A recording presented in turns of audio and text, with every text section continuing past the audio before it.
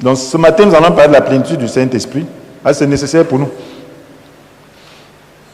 Et je rends grâce au Seigneur parce que il est en train d'agir dans nos vies à travers cette situation qui est d'ordre mondial. Et sans son Esprit Saint, on ne peut rien. C'est pour cela que je demande au Seigneur instamment de me donner la portion de l'Esprit nécessaire pour communiquer sa parole ce matin. Que ce ne soit pas moi qui parle, que ce soit lui. Qu'il manifeste ses sentiments au travers de moi, qu'il utilise ma bouche, qu'il utilise ma pensée pour exprimer son désir. Qu'il utilise tout mon être. Et que vous, de votre côté, vous ayez la compréhension dont vous avez besoin pour atteindre l'objectif qui est la foi, atteindre l'objectif qui est la manifestation de la vie de Christ. Donc, culte de plénitude du Saint-Esprit, 5e édition. La grâce surabondante. C'est intitulé La grâce surabondante, cette édition, cette 5e édition. Alors, les objectifs visés, c'est comprendre que Dieu donne son esprit à la mesure du défi et selon les besoins exprimés. Dieu donne son esprit à la mesure du défi et selon les besoins exprimés. Nous devons savoir que nous vivons à l'époque de tous les défis et devons aspirer à la grâce y correspondante.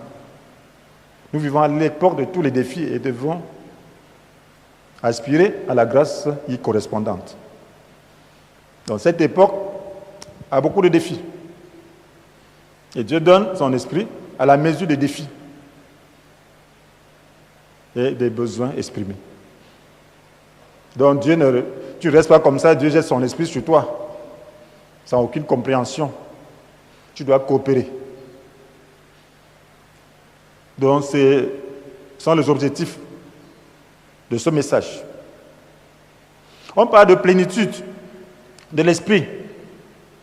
Parce qu'il y a possibilité d'avoir l'esprit dans une mesure insuffisante par rapport aux besoins ou aux défis auxquels on fait face. Vous voyez, on parle de plénitude. Ça veut dire qu'il y a possibilité d'avoir l'esprit dans une mesure insuffisante par rapport aux besoins et aux défis auxquels on fait face. Vous voyez, tout enfant de Dieu authentique a l'Esprit de Dieu. Parce que la Bible nous dit que la naissance spirituelle se fait par l'Esprit. Et elle nous dit aussi dans Romains chapitre 8, verset 9, que si quelqu'un n'a pas l'Esprit du Christ, il ne lui appartient pas. Donc, si tu es enfant de Dieu authentique, tu as l'Esprit de Dieu. Tu es né de l'Esprit. Mais tu n'as pas forcément la plénitude.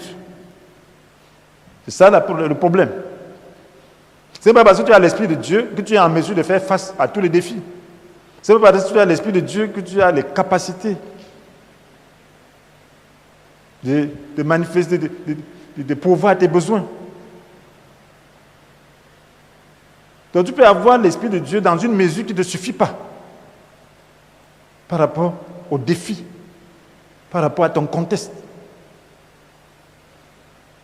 C'est la raison pour laquelle le Seigneur parle de plénitude. La plénitude est importante.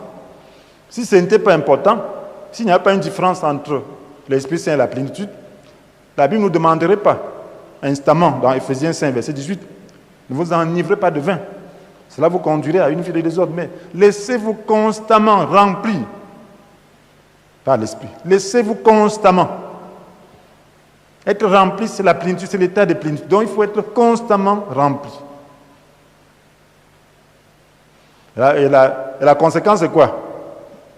Ainsi, vous encouragerez mutuellement par des chants de psaumes, d'hymnes et des cantiques inspirés par l'Esprit. Vous louerez le Seigneur de tout votre cœur par vos chants et vos psaumes. Vous louerez.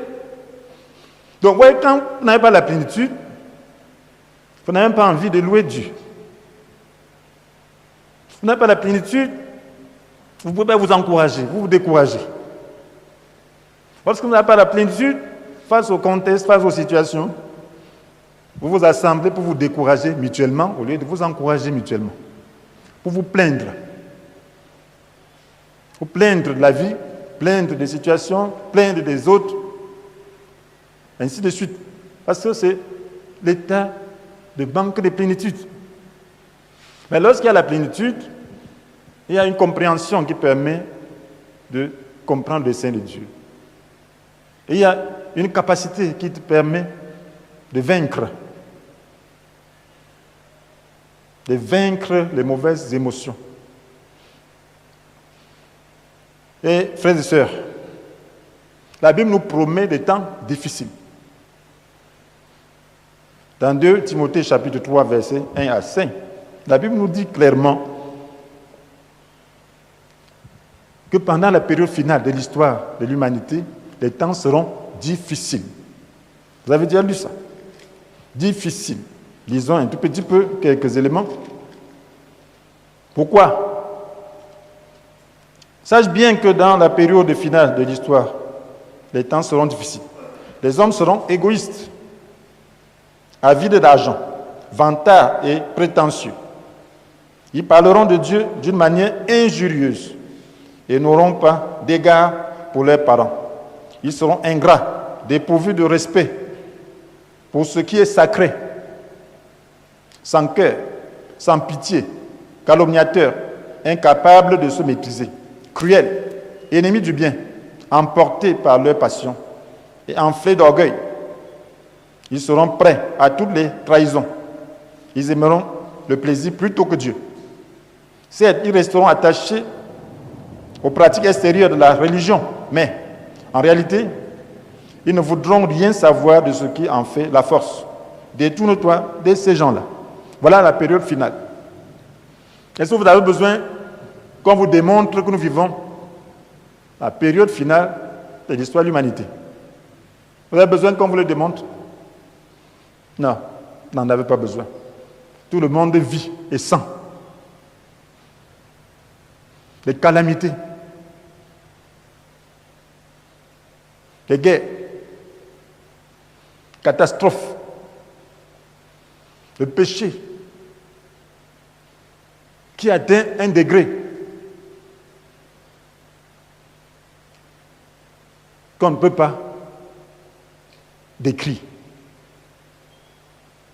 Et la mondialisation. Le péché qui est en train d'être autorisé au niveau mondial.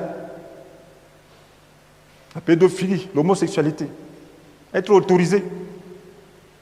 Ces péchés qui ont apporté la colère de Dieu à Sodome.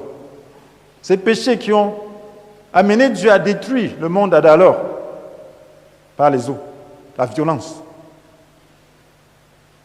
Donc, lorsqu'on l'autorise au niveau mondial, c'est pour dire à Dieu que ça va. Fais ce que tu veux. C'est pour dire à Dieu que nous sommes prêts. Détruis-nous.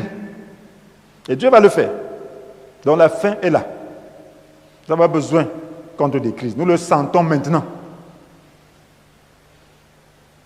Le monde a peur. Mais le Seigneur connaissait que cette époque existerait. Il en a parlé. Il a promis cela. Comment peut-on vivre dans ce contexte en chrétien?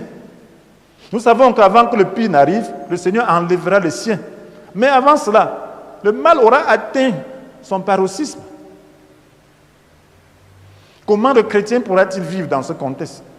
Vous pensez que Dieu ne prévoit pas? Il veut que ses enfants souffrent? Non, il prévoit. Voilà pourquoi il y a une mesure de grâce pour chaque défi.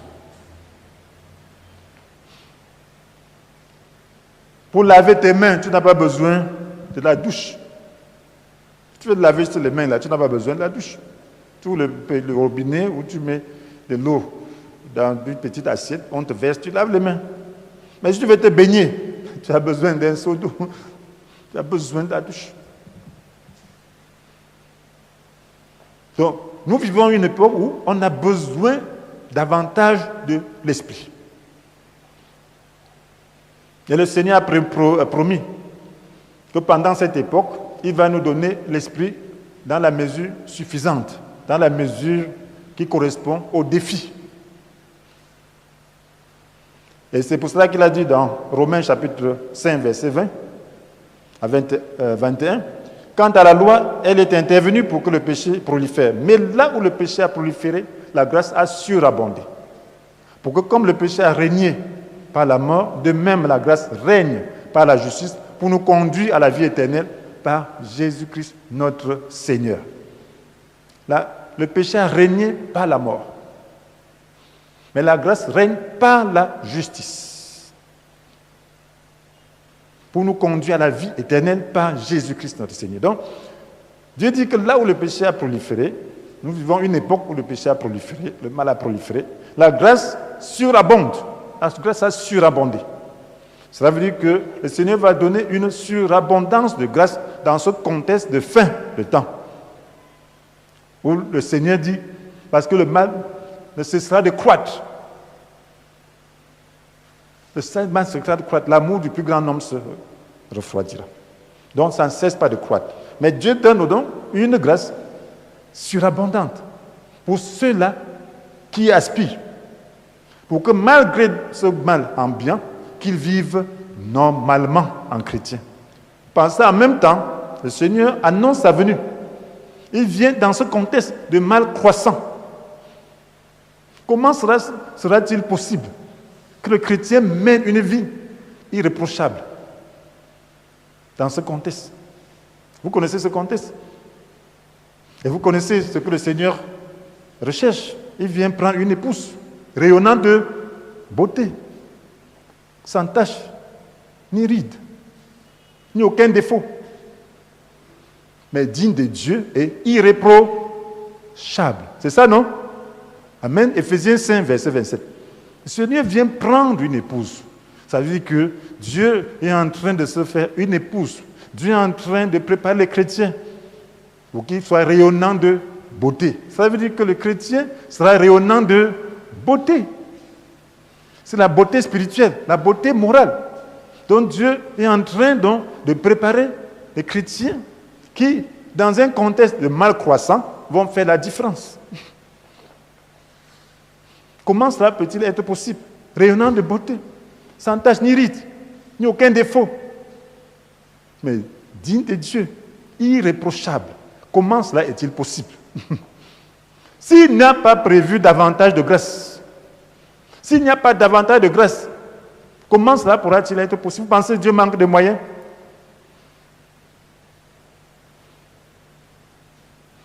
Donc voilà pourquoi il faut la foi. Il faut croire Dieu, que malgré le contexte, Seigneur, tu as prévu, tu nous donneras la grâce surabondante. Tu nous donneras la grâce à la mesure des défis auxquels nous faisons face.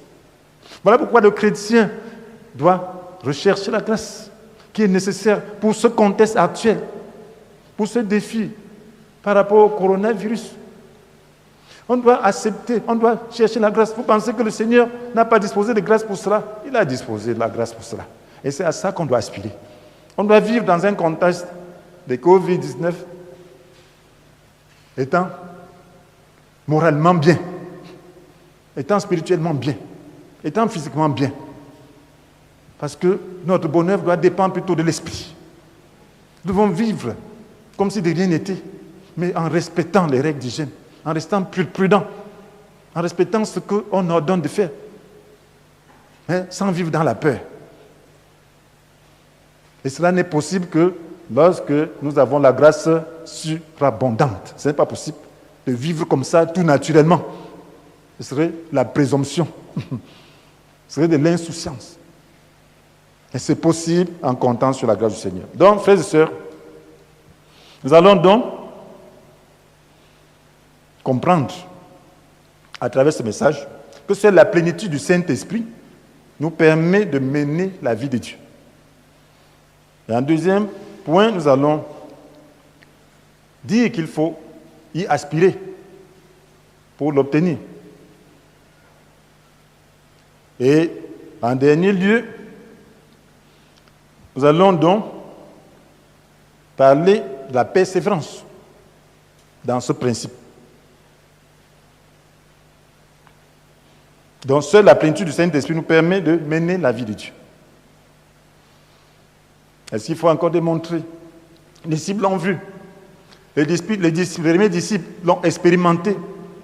Jésus avait dit à ses premiers disciples, dans Jean chapitre 16, verset 12, « J'ai encore beaucoup de choses à vous dire, mais elles sont encore trop lourdes à porter pour vous. » J'ai encore beaucoup de choses à vous dire, mais elles sont encore trop lourdes à porter pour vous.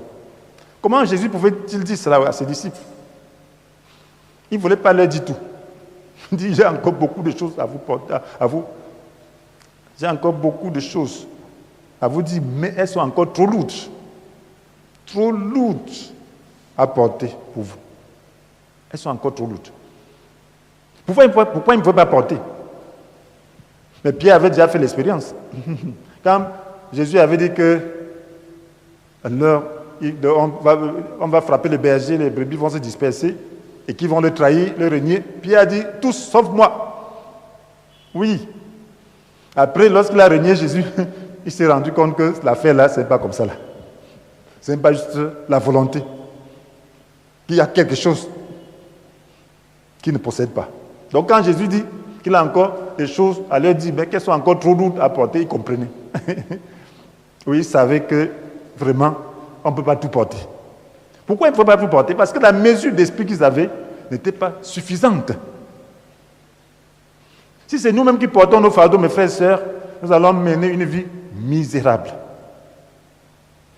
Parce que le Seigneur nous promet les difficultés dans ce monde, de la persécution. Quelquefois, il nous chicote même.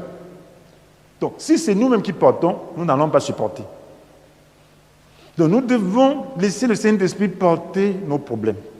Voilà pourquoi on parle de se décharger sur lui, de tous ces fardeaux. Lorsqu'on parle de se décharger, celui qui n'est pas rempli de l'Esprit ne comprend pas. Pour lui, c'est impossible. Voilà pourquoi se décharger n'est pas juste facile. Donc, se décharger veut dire que tu dois chercher la mesure de l'Esprit qui permet que cette chose-là, ce fardeau-là ne te touche pas. Donc, que ce soit l'Esprit qui porte ce fardeau-là pour toi. Je vois ça comme une force. Tu as un sac de ciment sur la tête, là. Ou 2 sacs. Moi, je ne peux pas porter 2 sacs. C'est déjà lourd pour moi. C'est déjà très lourd comme ça, là. Il faut une force pour soulever.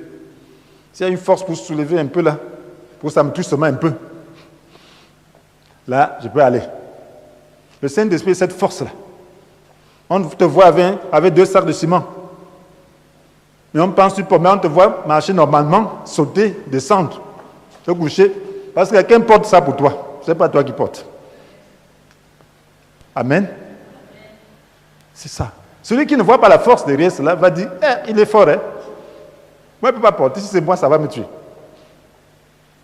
Ça peut être un 5 sacs. Même 6 sacs. Cette personne-là a une force illimitée. Voilà pourquoi, dans toute situation, il faut donc rechercher la grâce surabondante pour traverser. Lorsque vous voyez des hommes de Dieu ne pas montrer de la misère, une apparence misérable, étant toujours là pour aider les autres, ce n'est pas que les situations sont toujours stables. Ils passent aussi par des épreuves comme chacun. Quelquefois, c'est même très dur. Mais ils ne portent pas. Amen. Ils ne portent pas. Quand j'allais à la première campagne que j'avais faite à Kribi, j'étais dans des épreuves terribles. Alors que j'ai organisé une campagne. La toute première que je devais faire très puissamment à Kribi. Je n'avais pas de repos. Même pas où je devais mettre ma tête. J'avais des problèmes sur tous les plans. Et la campagne était là. Je suis allé faire la campagne. Amen. Alléluia. Les gens ont dit, oh, c'était puissant, c'était bien. Ils me voyaient, c'était bien, je suis content. Ils sont contents, je suis content. Mais je ne porte pas. J'étais éprouvé. Je suis allé prêcher. Amen. Les gens ont cru, les miracles sont passés. C'est ça la vie de l'homme des hommes de Dieu. Et c'est ça la vie des enfants de Dieu. Donc tu ne dois pas penser que tu as des problèmes plus que tout le monde. Non. Tout le monde a des problèmes, mais ça dépend de qui porte tes problèmes, de qui s'occupe de tes problèmes. Si c'est toi qui t'occupes de tes problèmes, tu vas porter un long visage. Si c'est toi qui t'occupe des problèmes, 3 sacs de ciment vont te faire te coucher, ça va t'écraser, ça va couper, ça va briser ton cou. Mais c'est un autre, ça ne pourra pas le faire. Donc voilà ce que nous devons faire donc. Rechercher la plénitude. Ces disciples devaient attendre avant de commencer l'évangélisation. Ils devaient rechercher la plénitude. Ils devaient attendre que le Seigneur leur donne la plénitude. Ils n'étaient pas capables d'être heureux dans des situations de défi. Donc la plénitude devait leur donner la capacité de supporter, de vaincre leur peur. Parce qu'ils étaient peureux. C'est la plénitude qui pouvait leur donner la capacité de vaincre leur peur. Et de comprendre comme Dieu comprend. De transformer leurs pensées. C'est cette plénitude qui devait donner, de transformer leurs pensées et de vivre heureux. Continuellement heureux. Mais ce n'était pas le cas. Et c'est quand la plénitude est descendue qu'ils ont commencé à expérimenter tout cela. Ils pouvaient donc comprendre comme Dieu comprend. Et aller au défi, accepter la persécution. Pierre sait qu'après son discours, on peut le tuer. Il n'a pas de problème. Il prêche. Amen. Mais avant ça, il ne pouvait pas le faire. Se cacher. Et avec la plénitude, il se met là. Il prêche aux gens qui sont là, grinçant les dents, comme des lions qui sont prêts à se jeter sur toi. Mais il est là. Il n'a pas peur. Il n'a plus peur de la mort. Et c'est vrai. C'est peut-être plus la présomption. Il dit que, ouais, Jésus, je suis prêt à mourir à ta place. Mais une femme dit que tu étais de cet homme, tu étais parmi ses disciples. Il renie Jésus jusqu'à jurer. Alors que la femme n'a même pas d'épée. Sa vie n'était même pas menacée. Mais il renie Jésus parce qu'il tremblait. Mais cette fois-ci, il se tient devant ces gens qui ont crucifié Jésus et qui défendent qu'on parle au nom de Jésus. Il leur parle avec courage. Étant prêt, si vous voulez tuer. Mais ayant foi que tant que sa mission n'est pas finie, personne ne peut rien lui faire. C'est ça la plénitude qui permet de faire cela. C'est ça la plénitude. Donc si nous n'avons pas la plénitude, nous aurons des problèmes. C'est cette plénitude qui permet de comprendre la Bible dans son esprit. Aujourd'hui, les gens parlent de la Bible, tu ne comprends pas. Les gens raisonnent. Les gens ont des doctrines démoniaques. Des doctrines vraiment venant de l'enfer. Mais tu ne comprends pas comment ils parviennent à cela. Simplement parce qu'ils ne cèdent pas. Ils ne recherchent pas la plénitude. Aujourd'hui, il y a tout courant. Le diable aussi là, pour pouvoir introduire sa propre doctrine. Mais si tu n'as pas la plénitude, tu ne pourras pas discerner. Voilà pourquoi Jésus dit dans Jean 16, verset 8, « Et quand il sera venu, il prouvera au monde qu'il s'égare au sujet du péché, de ce qui est juste et du jugement de Dieu. » Donc c'est lui qui prouve au monde au sujet du péché, qui s'égare au sujet du péché. C'est lui, c'est la plénitude qui va te permettre de savoir que tu es en train de t'égarer. Nous vivons un contexte de postmodernisme. Vous voyez le gouvernement mondial en train de se mettre, de prendre pied. Et qu'est-ce qui se passe? Il y a la religion mondiale. Il y a déjà les éléments de ça. Où tout, on relativise tout. Ce n'est plus l'époque de la lumière où il y a la vérité absolue. Ça, c'est postmodernisme. Toutes ces idées-là viennent d'Europe. Quand on parle de modernisme, ça vient de là. L'Antiquité, c'est eux qui définissent. Donc maintenant, ça, c'est le postmodernisme où chacun a sa vérité. Quand on dit relativiser, ça veut dire que c'est relatif. Ce n'est plus un code absolu. Donc la Bible est obsolète. Parce que la Bible parle de la vérité absolue. Maintenant, la vérité, c'est par rapport à ce qui te convient. C'est toi qui définis ta vérité. C'est ce qu'on appelle relativiser. Voilà pourquoi on est en train d'autoriser l'homosexualité. On va autoriser la pédophilie. Pourquoi tu juges l'autre? Il trouve que c'est bon pour lui. Tu le juges pourquoi? Tu le juges sur quelle base? Ça lui plaît. Il est né comme ça. Oui. Et on ne sait pas qu'on est né dans le péché. S'il est né comme ça, il est né dans le péché. Il a besoin de naître de nouveau pour se reformer, s'ajuster à la vie de Dieu. Non. Vous, les chrétiens, vous jugez les gens. Vous jugez. Et puis maintenant, ils ont leurs docteurs, leurs universités, pour comprendre la Bible à leur manière et démontrer, passer le temps à raisonner. Si tu es dans les raisonnements, tu vas passer le temps à raisonner. Mais c'est l'esprit, la plénitude qui te permet de discerner la vérité. Mes frères et sœurs, nous avons besoin de comprendre cela. Vous voyez que de l'abomination, on est en train de rendre cela populaire. Oui.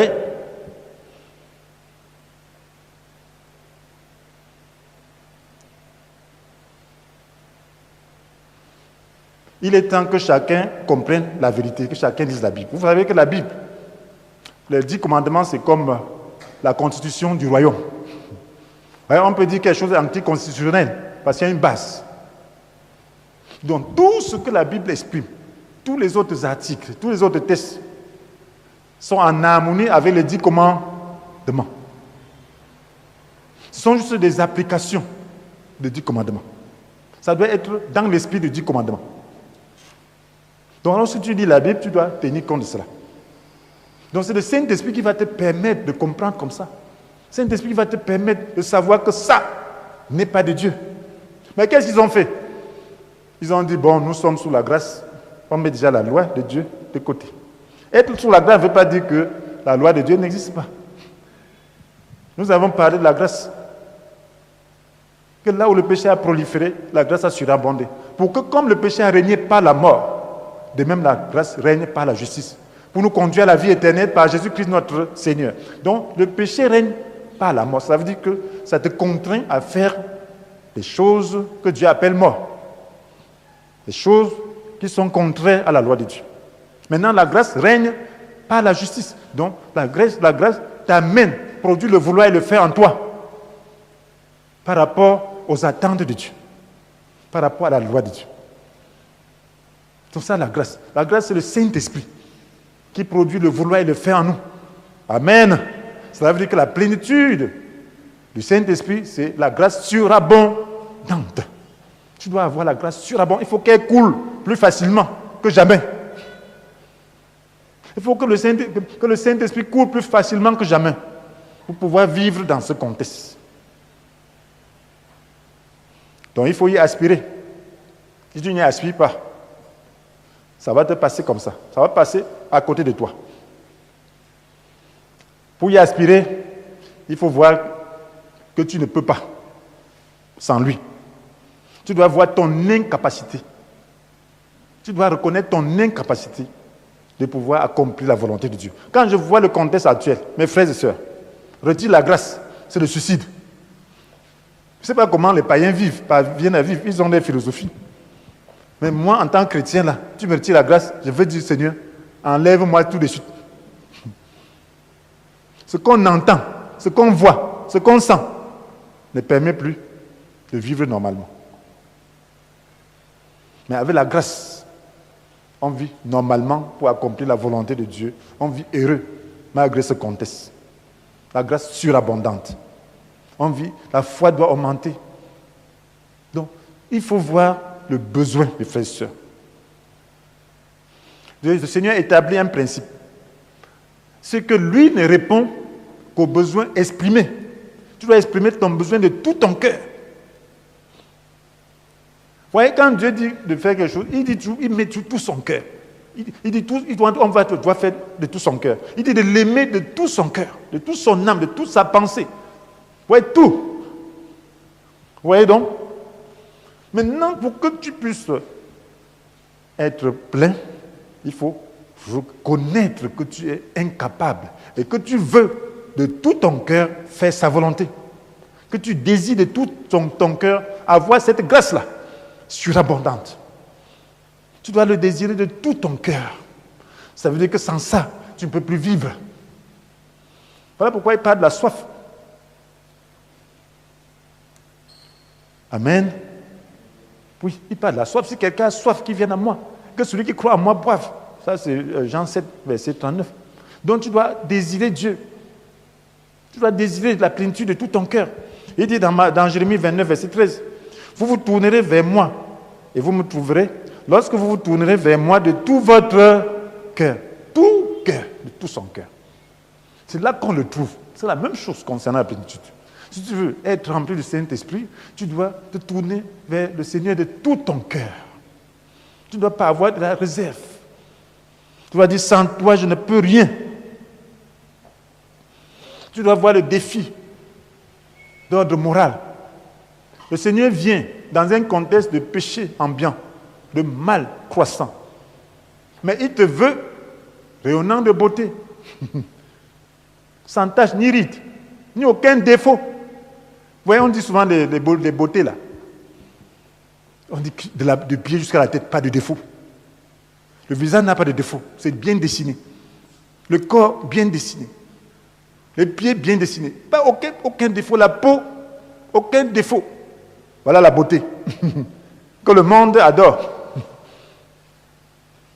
La même chose, la beauté spirituelle. Le Seigneur veut nous voir de la tête jusqu'aux pieds sans aucun défaut. Sans tache ni ride. La tache, c'est des défauts. Ni ride. La ride parle de vieillissement. Donc on ne doit pas vieillir dans son amour.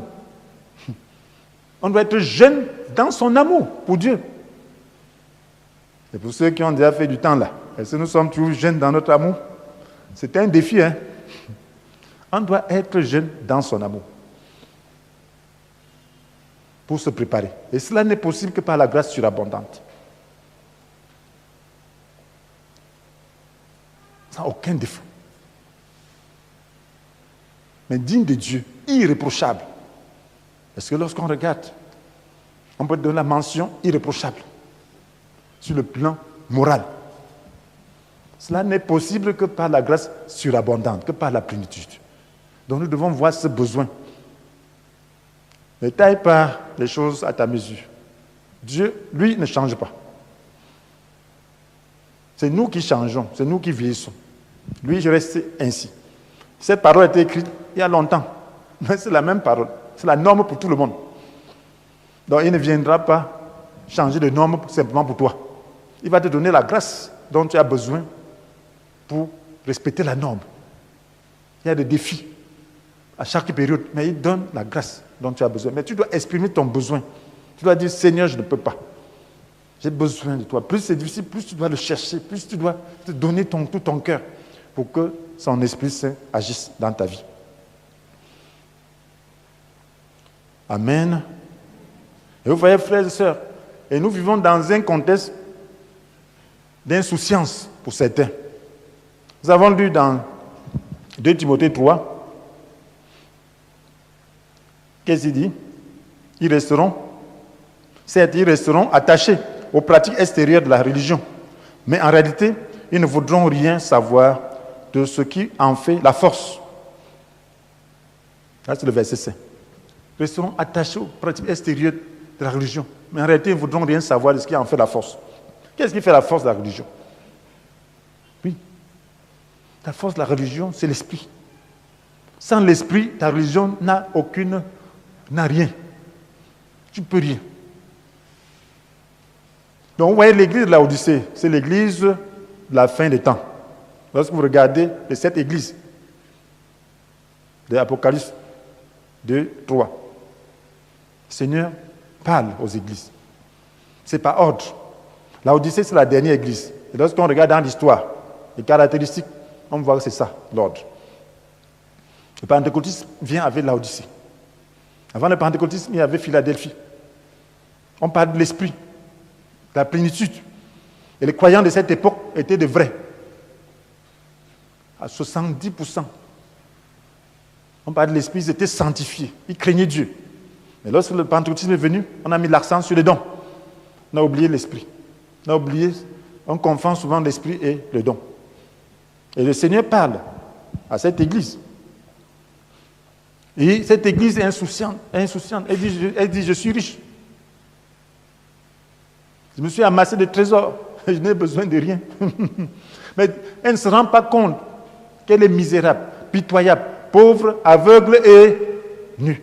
Apocalypse 3, verset 17. C'est ce que le Seigneur dit. Donc cela veut dire que lorsqu'elle dit qu'elle est riche là, avec les dons, elle n'a besoin de rien. Alors elle ne peut pas manifester la soif de Dieu. Elle ne veut pas Dieu. Mais elle s'accommode au monde. Elle s'accommode. Donc elle tord la vérité. Elle ne cherche pas la vérité, la Odyssée. Elle est orgueilleuse. Elle s'adapte au contexte en faisant des doctrines qui l'autorisent à faire des choses. Voilà pourquoi aujourd'hui, vous voyez le concubinage. Ils s'en vont dans l'ancienne alliance chercher des choses pour pouvoir satisfaire, tuer leur conscience, endormir leur conscience. Vous allez voir aujourd'hui, un serviteur a une femme qu'il appelle la femme de foyer et une autre femme qu'il appelle la femme du ministère. C'est répandu. C'est répandu. Et il est dans l'adultère en toute bonne conscience. Il va te dire que Salomon avait 1000 femmes, lui il n'a que 2 ou 3. Le roi David avait combien? Donc il mélange de contexte. Donc il s'en va donc mélanger tout. Pourquoi? Parce qu'il n'y a pas le Saint-Esprit. Pourquoi? Parce qu'il se fie au don. Pourquoi? Parce qu'il est en train de faire un système et non l'église du Seigneur. Le Seigneur vient chercher une église sans tache ni ride. Notre modèle, c'est le Nouveau Testament. Le Seigneur a bien parlé de ça. Il donne la grâce pour vivre comme il faut. Notre modèle, c'est les apôtres.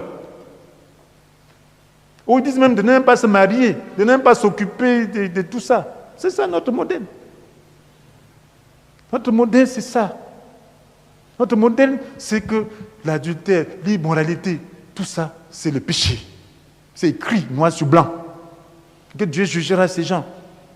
Et c'est pour cela qu'il a dit que beaucoup me diront, Seigneur, Seigneur, nous avons chassé le démon à ton nom. Nous avons fait beaucoup de miracles à ton nom. Nous avons fait ceci à ton nom. Il leur dirait, allez-vous-en. Vous qui commettez l'iniquité, vous ne connaissez pas, allez-vous-en. Donc on fait, ça c'est l'Odyssée.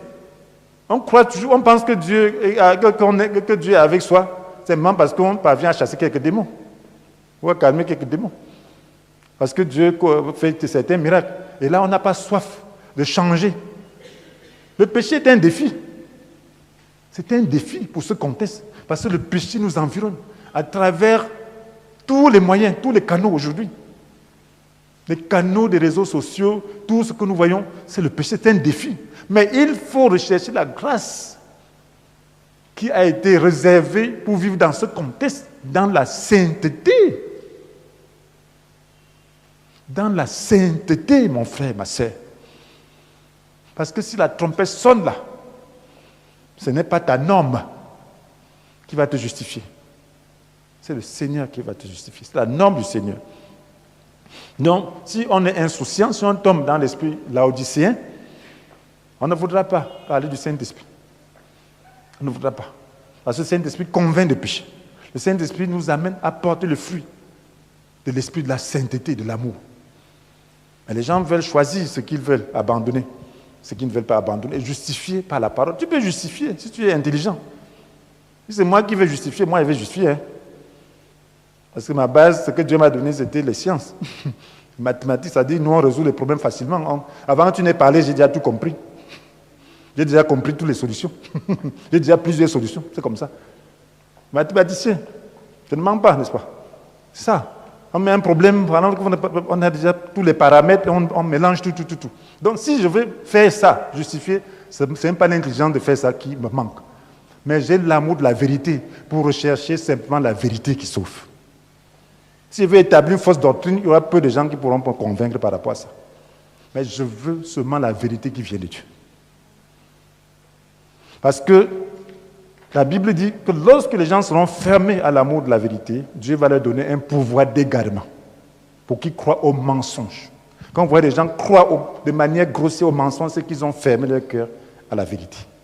C'est le Saint-Esprit. Le Saint-Esprit n'a pas laissé le Saint-Esprit les remplir et les conduire dans la vérité. Dans 2 Thessaloniciens chapitre 2, verset 10. Vous voyez cela? 2 Thessaloniciens chapitre 2, verset 10. Et c'est ce moment-ci.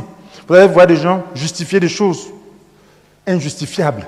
Que si tu lis la Bible, tu vas voir, même les jeunes convertis vont voir que c'est faux. Un jeune converti qui a l'esprit. Mais les gens vont justifier ça. Pourquoi? Parce que c'est un esprit d'égarement. Si tu veux t'égarer, Dieu va t'aider à t'égarer. La Bible nous dit, dans 2 Thessaloniciens chapitre 2, verset 10, ils jugeront de toutes les formes du mal pour tromper ceux qui se perdent, parce qu'ils sont restés fermés à l'amour de la vérité qui les aurait sauvés. Ils sont restés fermés à l'amour de la vérité qui les aurait sauvés. Voilà pourquoi Dieu leur envoie une puissance d'égarement pour qu'ils croient au mensonge. Il y a des gens, si tu dis la vérité, ils ne croient pas. Mais ce n'est que les calomnies qui croient. Les rumeurs, ils croient.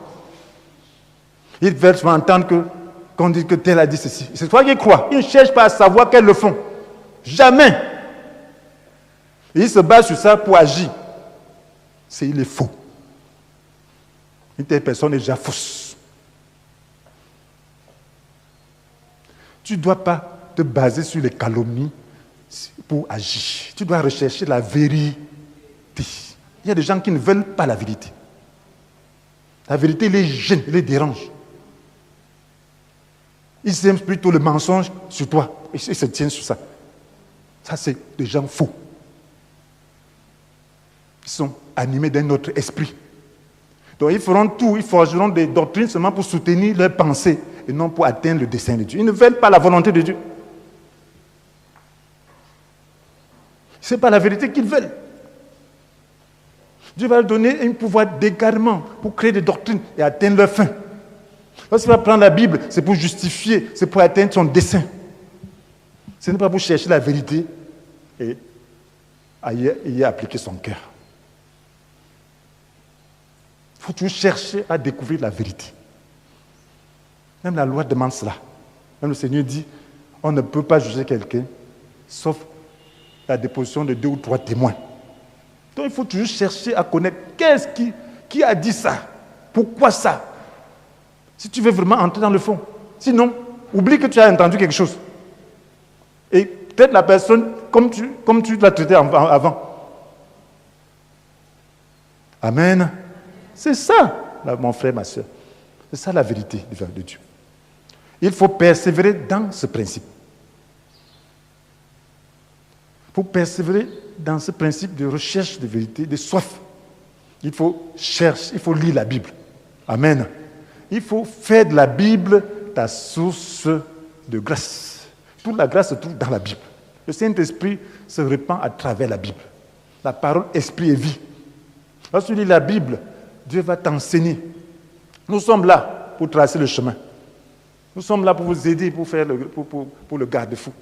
Mais la Bible, c'est toi-même qui dois lire la Bible. Et lorsque tu vas lire la Bible, le Saint-Esprit donc va se révéler à toi. Dieu va permettre que la plénitude puisse grandir en toi.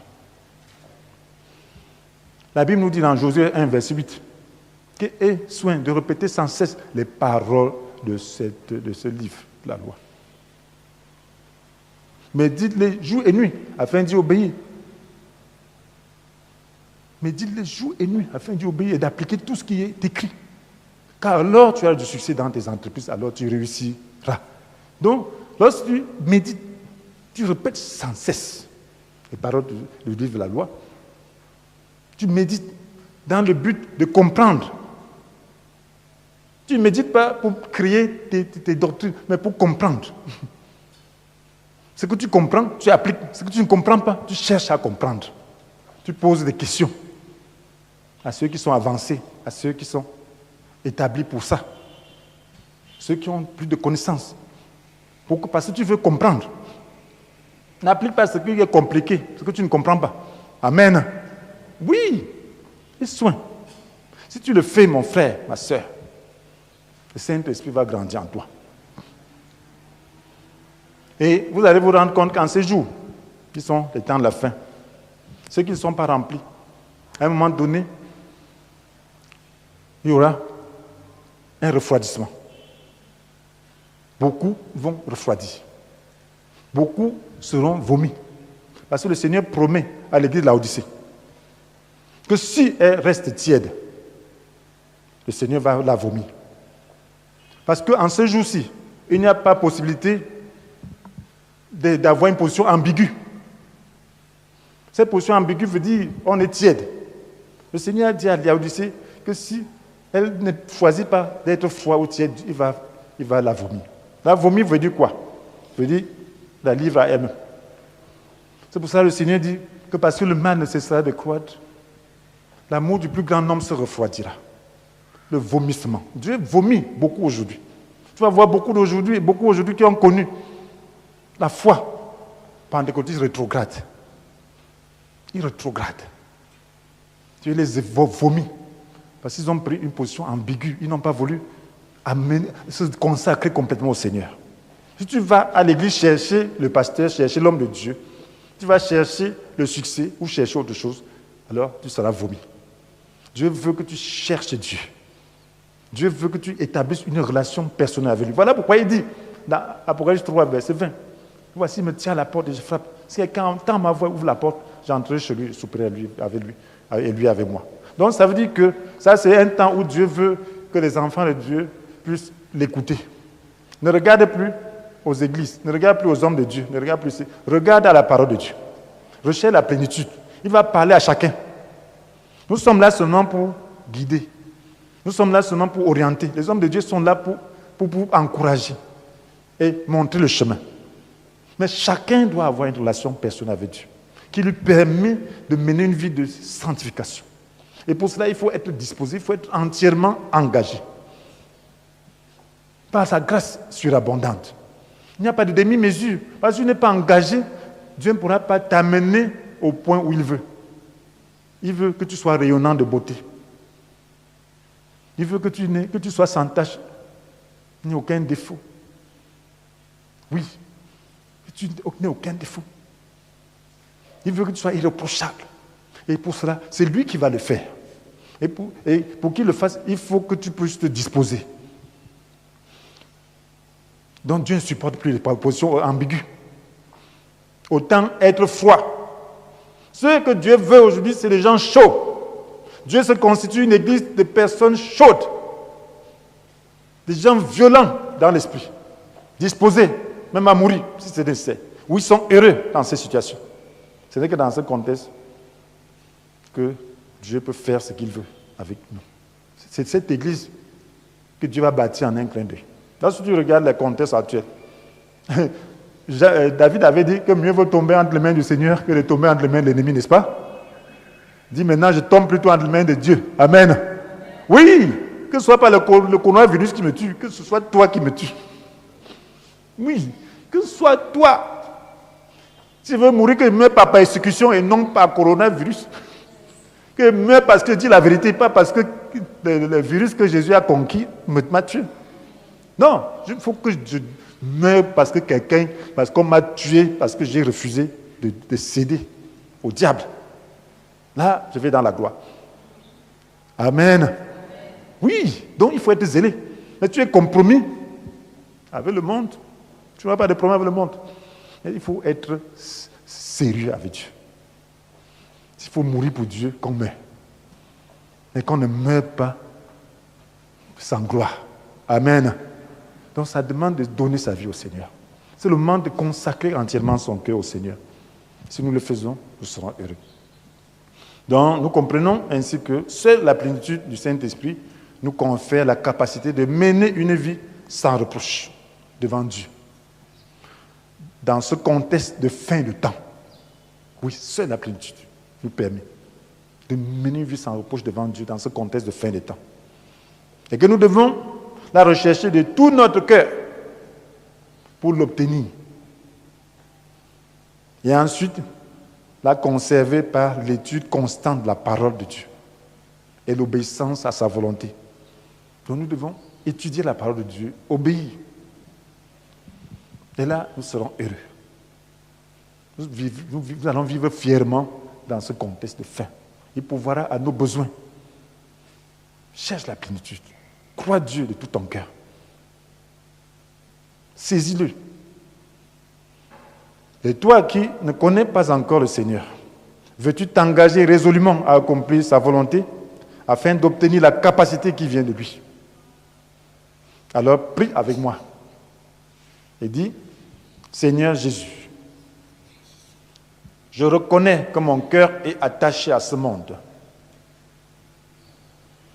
et que je ne peux rien de moi-même. Je voudrais changer et mener une vie de victoire sur le mal par ta force. Viens dans mon cœur et donne-moi ton Esprit Saint dans sa plénitude et soutiens ma foi. Merci de m'exaucer. Amen.